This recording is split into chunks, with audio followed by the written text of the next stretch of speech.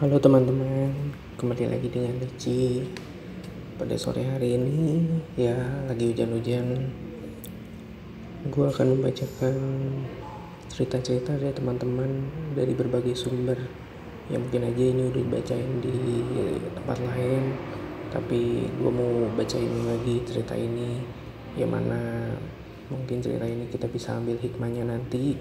Dan teman-teman semua dimanapun berada bisa kasih komentar, masukan, ide, kritik buat penulis, atau mungkin teman-teman sendiri punya cerita yang sejenis seperti ini. Bagaimanakah harus bersikap, bertindak, dan memutuskan kalau hal ini mirip-mirip sama kejadian teman-teman. Langsung aja yuk, gue bacain ceritanya. Kali ini ceritanya berasal dari tahun 2015, berasal dari Mas Muhammad Nurkolik. Ya, gue bacain ceritanya langsung aja ya. Aku menghabiskan 10 tahun untuk membencinya, tetapi menghabiskan hampir sepanjang sisa hidupku untuk mencintainya. Aku bebas darinya karena kematian, tapi aku tak pernah bisa bebas dari cintanya yang begitu tulus. Aku membencinya, itulah yang selalu kubisikkan dalam hatiku hampir sepanjang hayat kebersamaan kami. Meskipun menikahinya, aku tak pernah benar-benar menyerahkan hatiku padanya. Menikah karena paksaan orang tua membuatku benci suamiku sendiri. Walaupun menikah terpaksa, aku tak pernah menunjukkan sikap benciku. Meskipun membencinya, setiap hari aku melayaninya sebagaimana tugas seorang istri. Aku terpaksa melakukan semuanya karena aku tak punya pegangan lain. Beberapa kali muncul keinginan meninggalkannya, tapi aku tak punya kemampuan finansial dan dukungan siapapun. Kedua orang tuaku sangat menyayangi suamiku, karena menurut mereka suamiku adalah sosok suami sempurna untuk putri satu-satunya mereka. Ketika menikah, aku menjadi istri yang teramat manja. Kulakukan segala hal sesuka hatiku. Suamiku juga memanjakanku sedemikian rupa. Aku tak pernah benar-benar menjalani tugasku sebagai seorang istri. Aku selalu bergantung padanya karena aku menganggap hal itu sudah seharusnya. Setelah apa yang ia lakukan padaku, aku telah menyerahkan hidupku padanya, sehingga tugasnya lah membuatku bahagia dengan menuruti semua keinginanku. Di rumah kami, akulah ratunya. Tak ada seorang pun yang berani melawan. Jika ada sedikit saja masalah, aku selalu menyalahkan suamiku. Aku tak pernah suka tunduk padanya. Aku tak suka handuknya yang basah yang ditaruh di tempat tidur. Aku kesal ketika melihat ia meletakkan sendok sisa mengaduk susu di atas meja dan meninggalkan bekas lengket. Aku benci ketika ia memakai komputerku meskipun hanya untuk menyelesaikan pekerjaannya.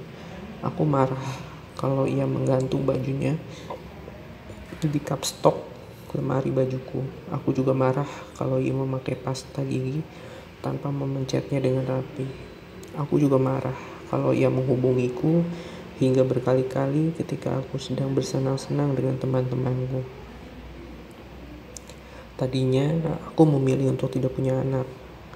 Meskipun tidak bekerja, aku tak mau mengurus anak. Awalnya dia mendukung dan aku pun berkabeh dengan pil.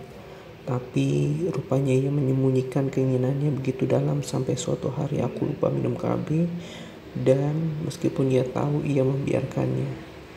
Aku pun hamil dan baru menyadarinya setelah lebih dari 4 bulan. Dokter pun menolak menggugurkannya. Itulah kemarahanku terbesar. Kemarahan terbesarku padanya yaitu semakin bertambah ketika aku ketika aku mengandung sepasang anak kembar dan harus mengalami kelahiran yang sulit. Aku memaksanya melakukan tindakan vaksektomi agar aku tidak hamil lagi. Dengan patuh ia melakukan segala keinginanku karena aku mengancam akan meninggalkannya bersama kedua anak kami. Waktu berlalu hingga anak-anak tak terasa berulang tahun yang ke-8. Seperti pagi-pagi sebelumnya, aku bangun paling akhir. Suami dan anak-anakku sudah menungguku di meja makan. Seperti biasa, dialah yang menyediakan sarapan pagi dan mengantar anak-anak ke sekolah. Hari itu, ia mengingatkan kalau hari itu adalah peringatan ulang tahun ibuku.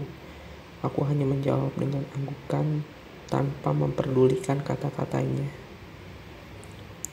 Yang mengingatkan peristiwa tahun sebelumnya.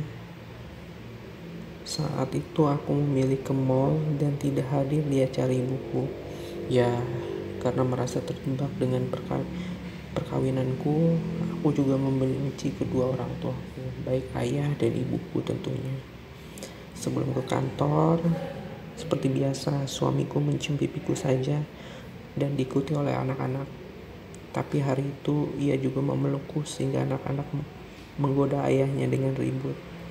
Aku sadar, aku berusaha mengelak dan melepaskan pelukannya. Meskipun akhirnya ikut tersenyum bersama anak-anak. Ia kembali mencium hingga beberapa kali di depan pintu. Seakan-akan berat untuk pergi meninggalkan rumah. Ketika mereka pergi, aku pun memutuskan untuk ke salon.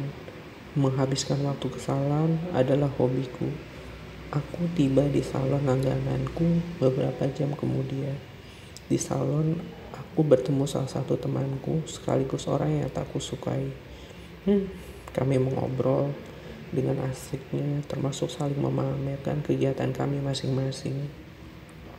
Setelah tiba waktunya, aku harus membayar tagihan salon, namun betapa terkejutnya aku ketika menyadari bahwa dompetku tertinggal di rumah. Meskipun merogoh tasku hingga bagian terdalam, aku tak menemukannya di dalam tas. Sambil berusaha mengingat-ingat apa yang terjadi hingga dompetku tak bisa kutemukan, dan aku pun terpaksa menelpon suamiku dan bertanya, "Maaf sayang, kemarin aku meminta uang jajan dan aku tak punya uang kecil. Maka aku ambil dari dompetmu. Aku lupa menaruhnya kembali di tasmu. Kalau tidak salah, aku letakkan di atas meja kerjaku." Ya, itu jawaban suamiku lewat telepon. Menjelaskan dengan lembut. Dengan sangat marah, aku mengomelinya dengan kasar, menghujatnya. Kututup telepon tanpa menunggu selesai bicara.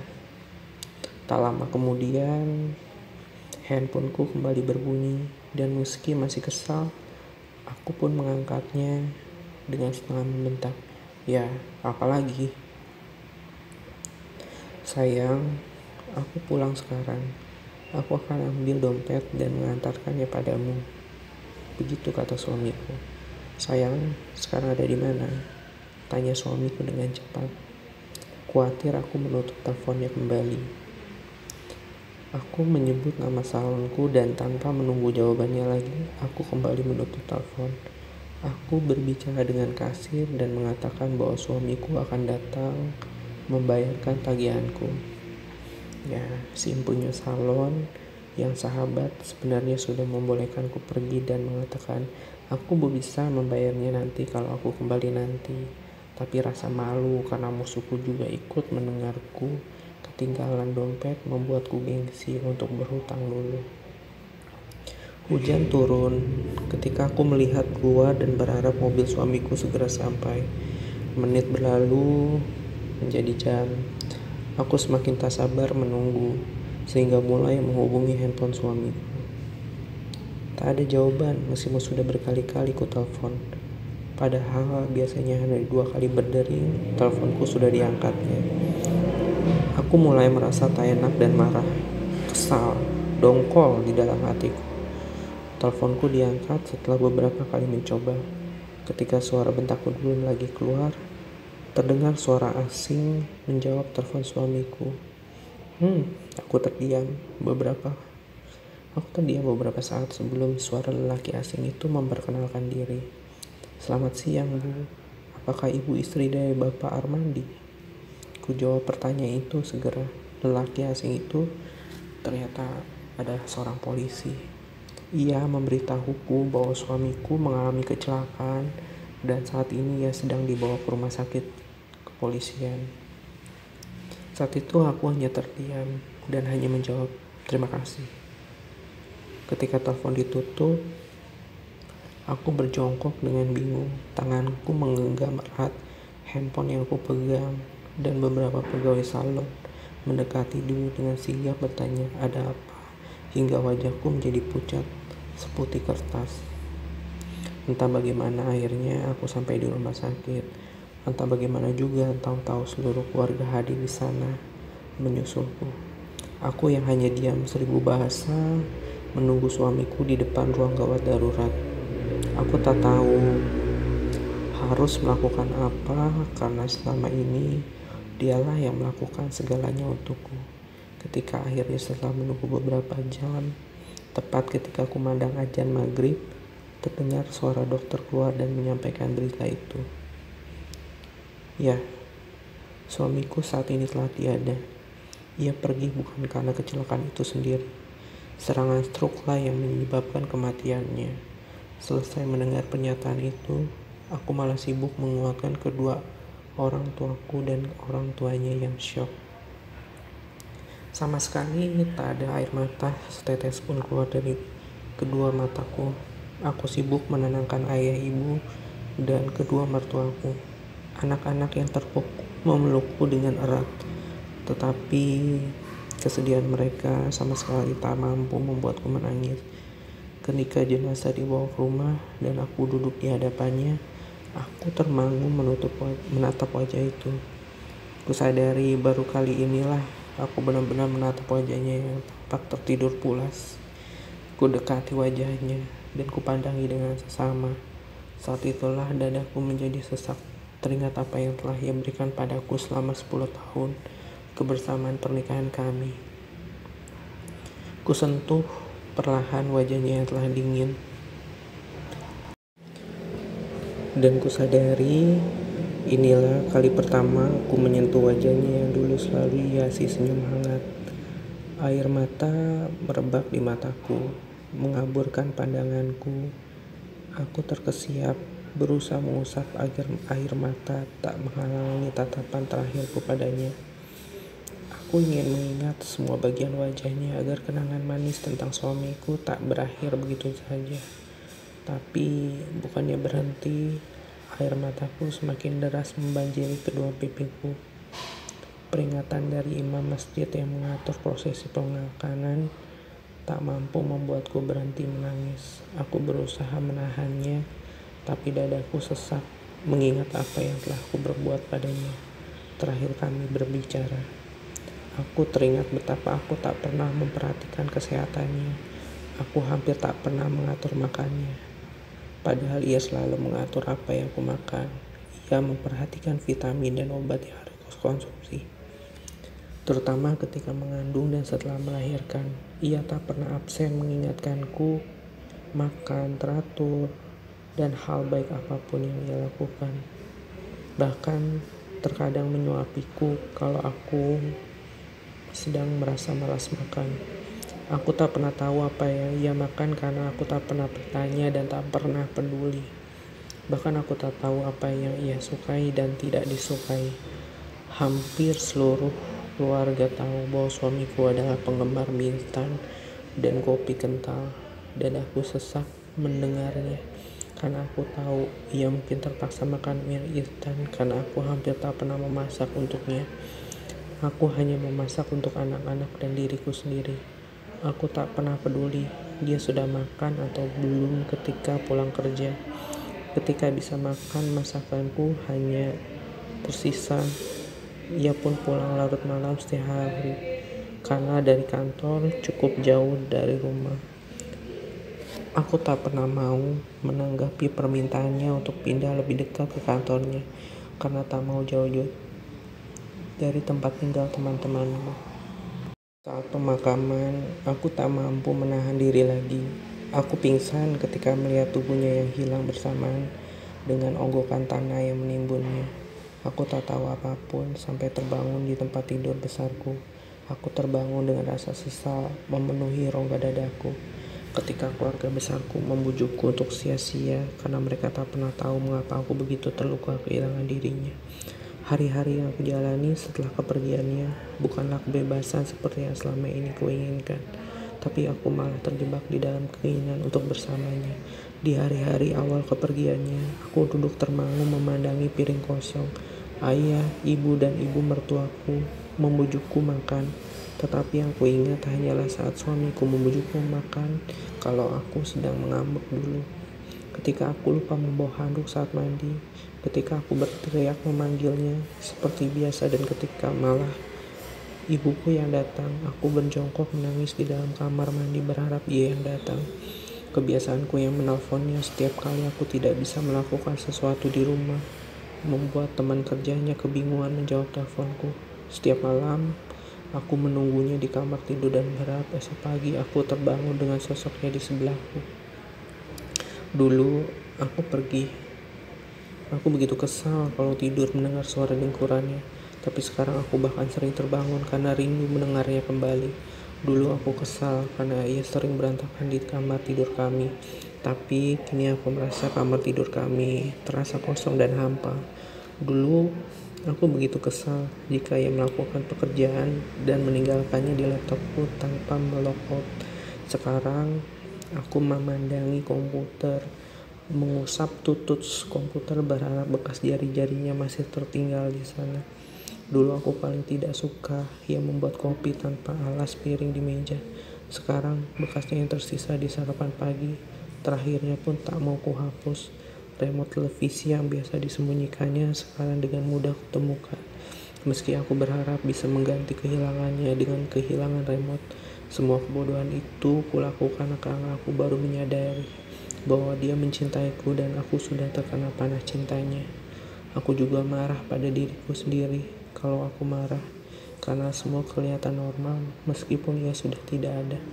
Aku marah karena baju-baju masih di sana, meninggalkan bau yang membuatku rindu. Ya, aku marah karena tak bisa menghentikan semua penyesalanku ini. Aku marah karena tak ada lagi yang membujukku agar tenang. Tak ada lagi yang mengingatkanku sholat, meskipun kini kulakukan dengan ikhlas. Aku sholat karena aku ingin meminta maaf pada Allah karena menyia-nyiakan suamiku yang begitu baik yang dianugerahinya padaku. Meminta ampun karena telah menjadi istri yang tidak baik pada suami yang begitu sempurna. Sholatlah yang mampu menghapus dukaku ketika demi sedikit cinta. Ya, cinta Allah padaku ditunjukkannya dengan begitu banyak perhatian dari keluarga untukku dan anak-anak. Teman-temanku yang selama ini ku bela-belain hampir gak pernah menunjukkan batang hidung mereka setelah kepergian suamiku. 40 hari setelah kematiannya, keluarga mengingatkanku untuk bangkit dari keterpurukan. Ada 2 anak-anak yang menungguku untuk harus kuhidupi. Kembali rasa bingung merasukiku. Selama ini aku tak tahu. Aku tahu beres dan tak pernah bekerja. Semua dilakukan suamiku. Betapa besar pendapatannya selama ini aku tak pernah peduli. Yang aku pedulikan hanyalah jumlah rupiah yang ia transfer ke rekeningku untuk dipakai untuk keperluan pribadi, dan setiap bulan uang itu hampir tak pernah bersisa. Dari kantor tempat yang bekerja, aku memperoleh gaji terakhir beserta kompensasi bonusnya. Ketika melihatnya, aku terdiam. Tak pernah menyangka ternyata seluruh gajinya ditransfer ke rekeningku selama ini. Padahal aku tak pernah sedikit pun menggunakan untuk keperluan rumah tangga. Entah dari mana ia memperoleh uang lain untuk memenuhi kebutuhan rumah tangga. Karena aku tak pernah bertanya. Ya, tak pernah bertanya sekalipun soal itu. Yang aku tahu, sekarang aku harus bekerja atau anak-anakku tak akan bisa hidup karena jumlah gaji terakhir dan kompensasi bonusnya tak akan cukup untuk menghidupi kami bertiga. Tapi di mana aku bekerja, aku hampir tak pernah punya pengalaman sama sekali. Semuanya selalu diatur oleh dia. Kebingunganku terjawab beberapa waktu kemudian. Ayahku datang bersama seorang notaris. Ia membawa banyak sekali dokumen. Lalu notaris memberikan sebuah surat pernyataan suami bahwa ia mewariskan seluruh kekayaannya padaku dan anak-anak. Ia menyertai ibunya dalam surat tersebut, Tapi yang membuatnya tak mampu berkata, yang membuatku tak mampu berkata apapun adalah isi suratnya untukku. Istriku Liliana tersayang, maaf karena telah meninggalkanmu terlebih dahulu. Maaf karena harus membuatmu bertanggung jawab mengurus segalanya sendiri. Maaf karena aku tak bisa memberimu cinta dan kasih sayang lagi. Allah memberiku waktu yang terlalu singkat karena mencintaimu dan anak-anak ada hal-hal yang terbaik yang pernah kulakukan untukmu. Seandainya aku bisa, aku ingin mendampingi aku ingin mendampingi sayang selamanya. Tapi aku tak mau kehilangan kasih sayangku begitu saja. Selama ini aku telah menabung sedikit demi sedikit untuk kehidupan kalian nanti. Aku tak ingin sayang susah setelah aku pergi.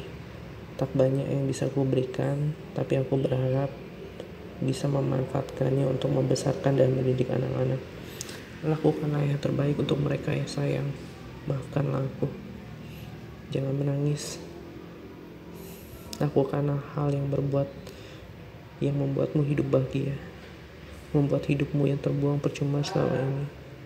Aku memberi kebebasan padamu untuk mewujudkan mimpi-mimpi yang tak sempat kau lakukan selama ini karena kehadiranku. Maafkan aku kalau aku menyusahkanmu selama ini. Semoga Tuhan memberikanmu jodoh yang terbaik, lebih baik dariku. Teruntuk Farah, putriku tercinta, maafkan ayah karena tak bisa mendampingimu. Jadilah istri yang baik seperti ibu dan Farhan, Satria pelindungku. Jagalah ibu dan Farah.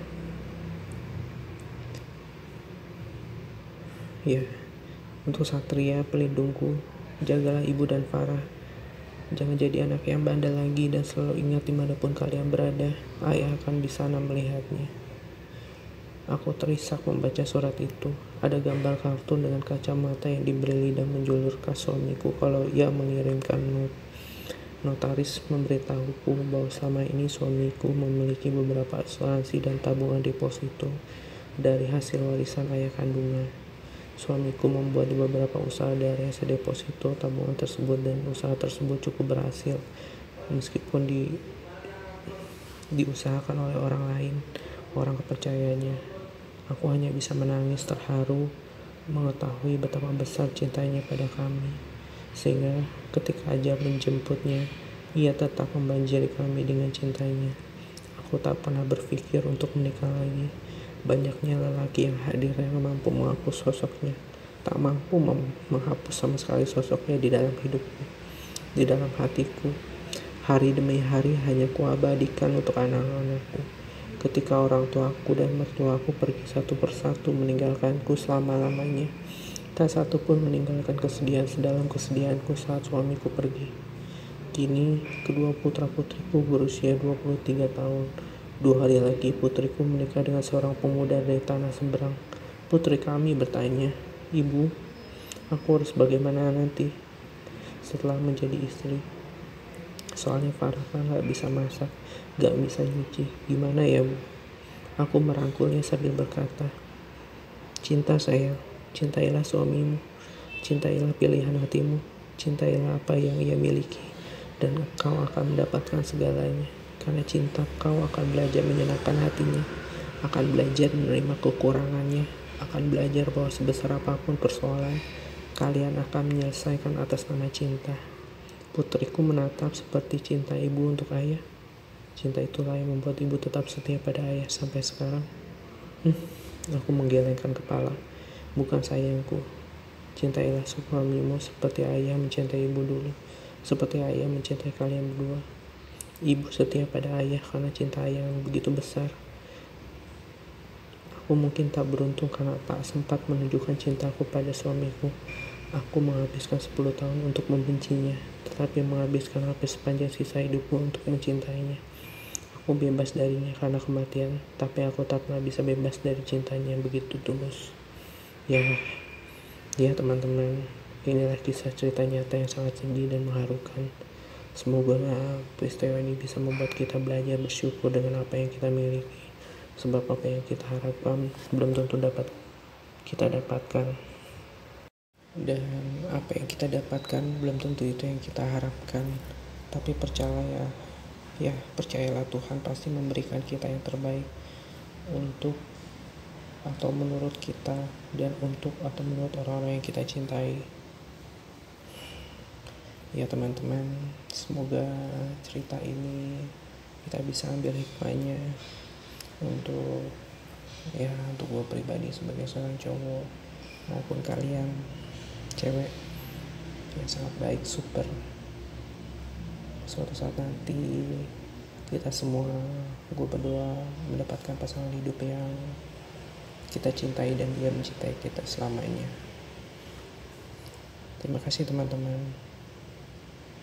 Jangan lupa kalian tinggalin komentar bagaimana pendapat kalian tentang cerita ini. Dan terima kasih.